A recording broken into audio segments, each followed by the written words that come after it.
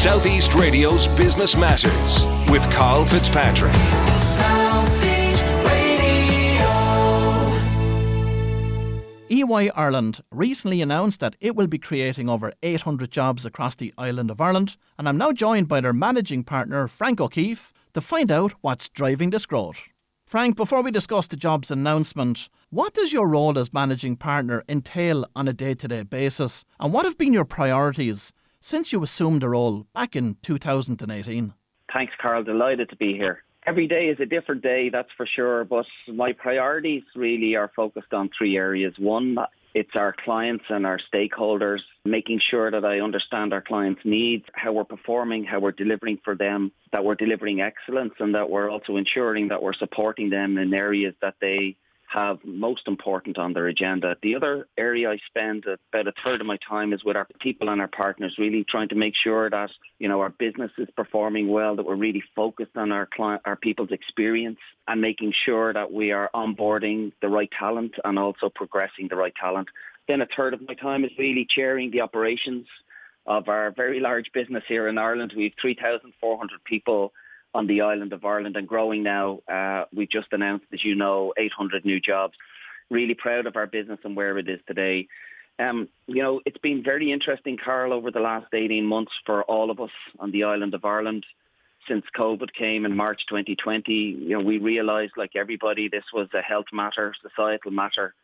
And I asked three things of our people at that time: to look after themselves, their families and their loved ones, to also look after our clients. They're humans too, and they were going through this for the first time also, and to look after our business. And I couldn't have been prouder, by the way. Everybody in EY did exactly that and gave us the strength and the confidence to look forward at our business. And Frank, of course, as you mentioned, it's so crucial for you as a leader and, of course, for EY to stay with your finger on the pulse of what your clients' adapting and changing needs are. But I'm really interested in finding out, how do you go about actually understanding your clients' needs and keeping that finger on the pulse?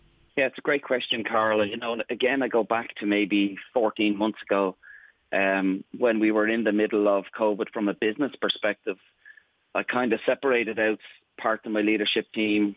The first part was to really focus on our business, keeping the lights on and making sure that we were strong and that we were doing everything right by our clients and our people. And the other element of it was I got a number of our leadership team to help me really think through with our clients and then also with our leaders in our business, where do our clients want us to be? What are their biggest challenges today? What will those biggest challenges be in the next few years? And the response from all of our clients, our client base in the southeast and all around the island of Ireland, was quite incredible.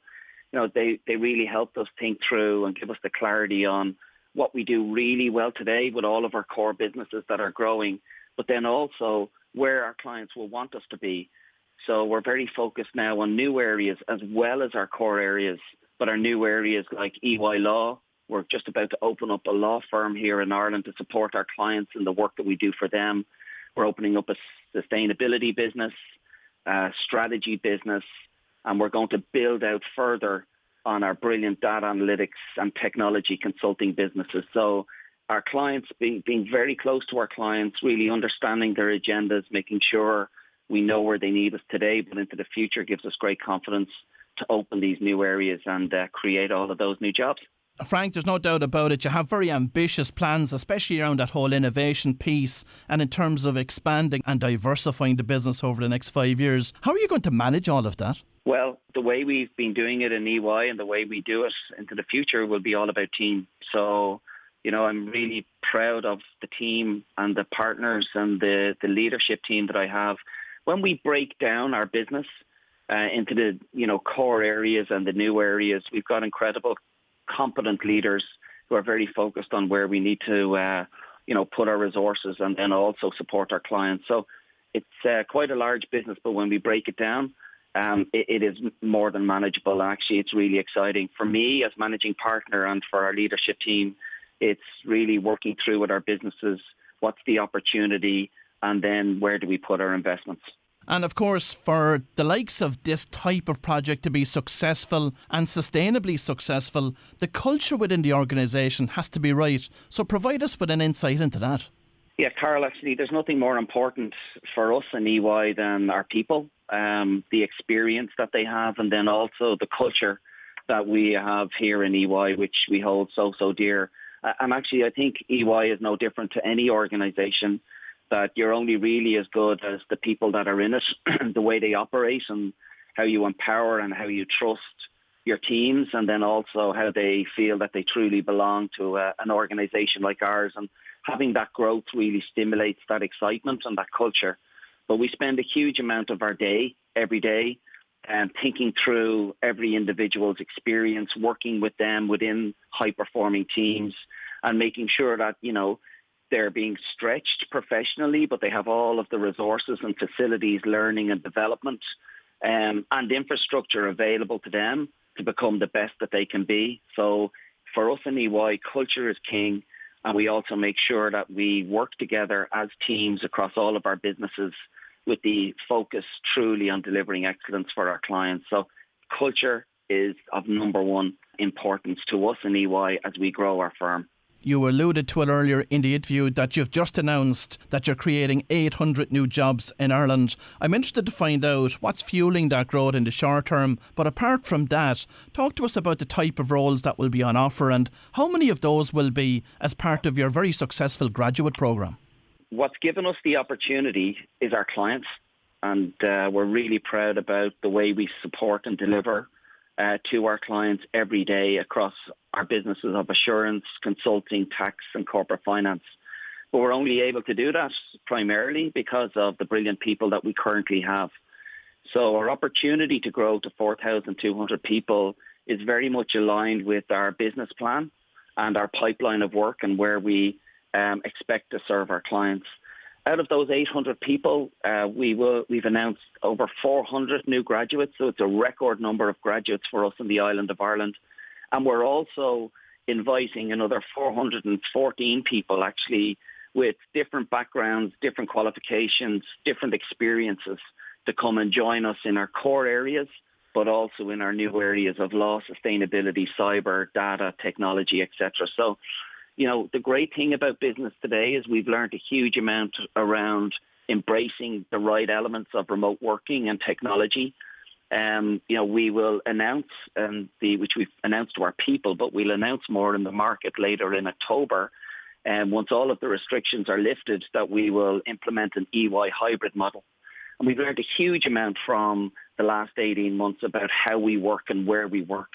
So we will, ask our people to work flexibly, to work where our clients want us to be, when they want us there, to work in our offices, but only for collaborative events like face-to-face learning events, big client events, social, cultural events, and then also to have the flexibility to work from home or agile working where they're delivering parts of their day on their own. So it's all about empowerment, it's all about trust, and we hope that people will come and join us from all around the island of Ireland to be able to support our clients and our teams.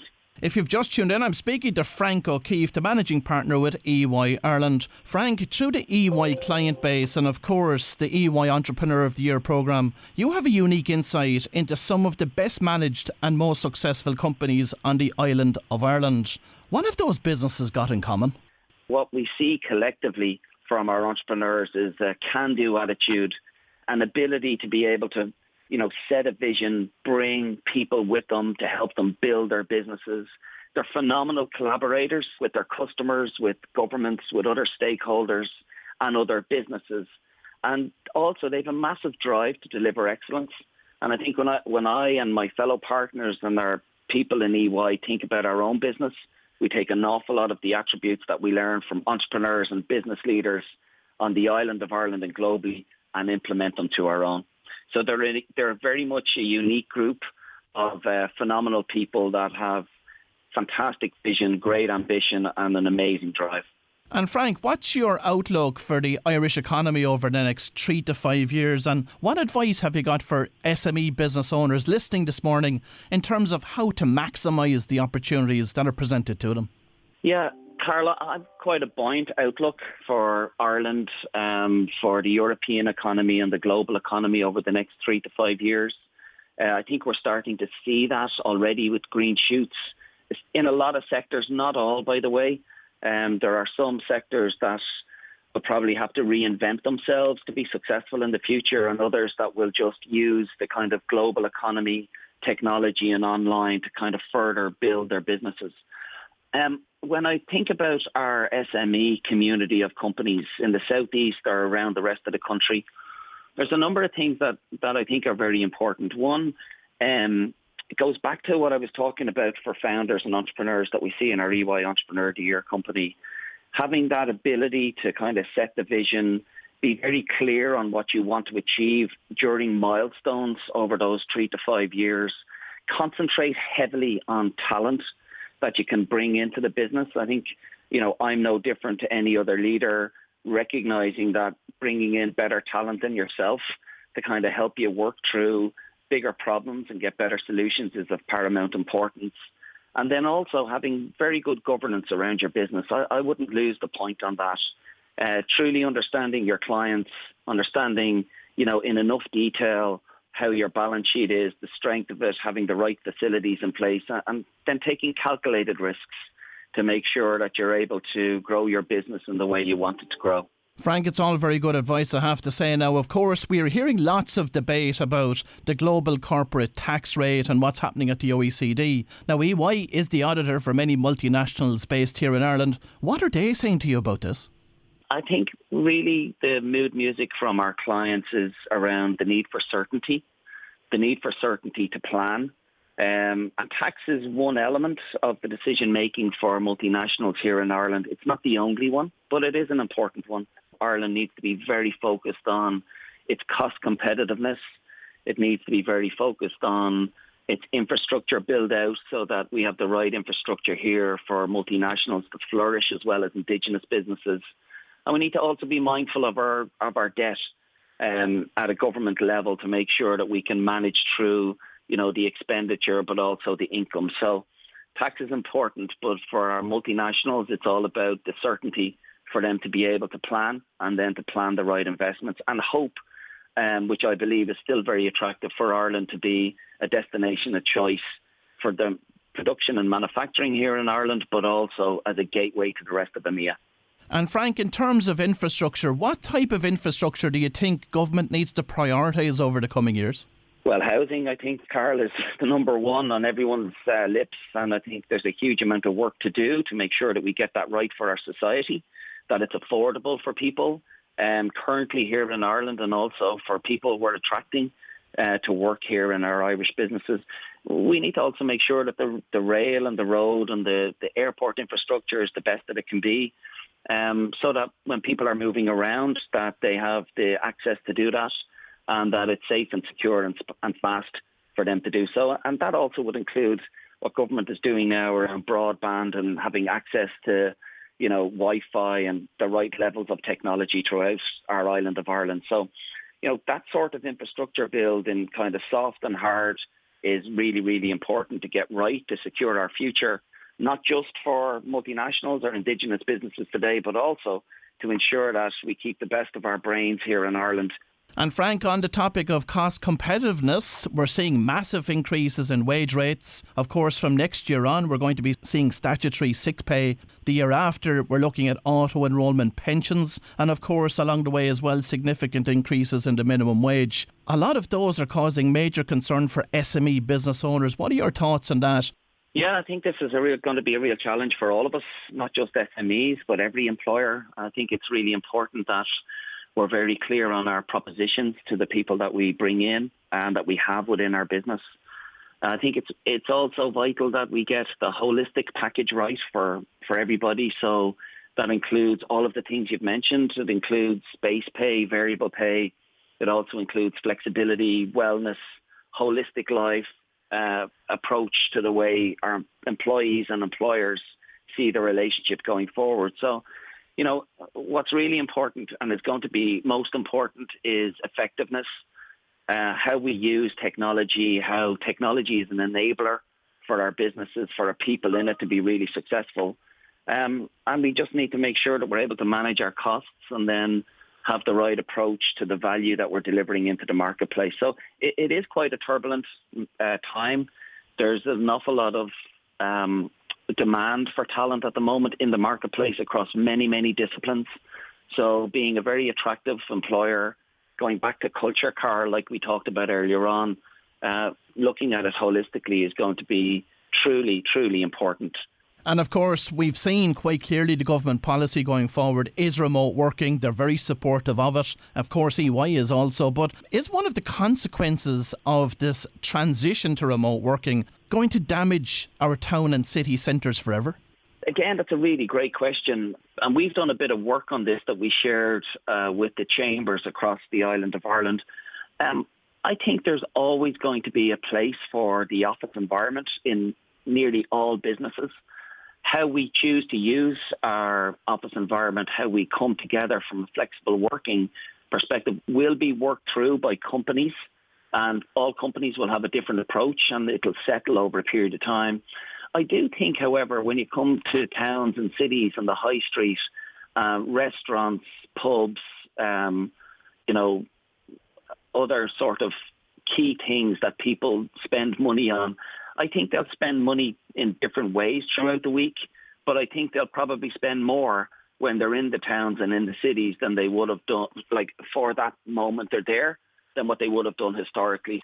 According to figures from the European Commission, Ireland is forecast to have government debt of $241 billion for 2021, up by almost 10% on 2020. When considered on a per-person basis, this means that the debt burden per person will be €48,000, the highest across the European Union, Frank. The question has to be asked, will this ever be paid back, and if so, how?